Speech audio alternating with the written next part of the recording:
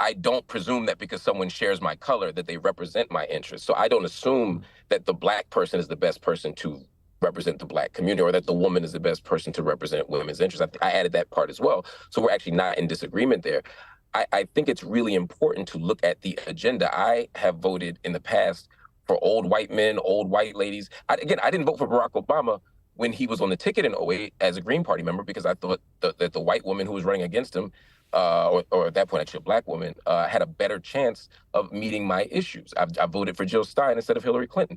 There have been moments where I don't make that alignment, but I do think we have to vote based on our collective community interests. I think it's interesting, though, that to say someone like LeBron James can't speak for the conditions of a poor person or the everyday black experience of the person struggling in America, if we make that argument, because he's a near billionaire, if not a billionaire, then it would be really hard to make the argument that Trump has the ability to speak for the average Joe.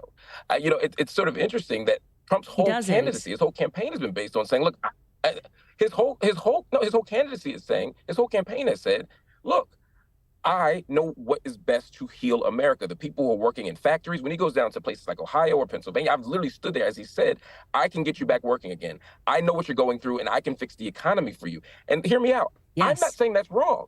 I'm not saying that's wrong. I'm saying that if you have $1 billion, you might be able to do that, although I hate billionaires. And if you have no money, you might be representing the interests of the rich.